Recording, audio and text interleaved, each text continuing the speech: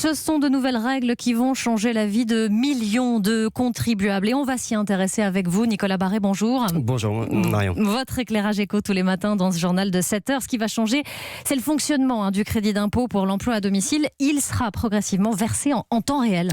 Oui, pour les millions de particuliers qui emploient une aide à domicile, que ce soit pour les gardes d'enfants, s'occuper de personnes âgées ou faire le ménage, c'est un énorme changement qui se prépare, très attendu par les contribuables. Vous le savez, il est possible de déduire 50% de ses dépenses de ses impôts dans la limite de 12 000 € par an, mais il y a un décalage d'1 an entre le moment où vous payez et le moment où vous bénéficiez de la baisse d'impôt. Bref, il faut avancer l'argent. Alors cette année, avec la mise en place de l'impôt à la source, Bercy avait créé un système provisoire. Les contribuables ont reçu une avance de 60% du crédit d'impôt, le solde devant être régularisé plus tard après la déclaration d'impôt. Le hic, c'est que parfois, ce système pouvait obliger des contribuables à rembourser le trop perçu. Oui, voilà, et évidemment, ça n'est pas idéal, d'où le changement consistant à ce que les particuliers ne versent qu'un net, c'est-à-dire qu'ils déduisent le crédit d'impôt en temps réel, plus besoin d'avancer 1 €.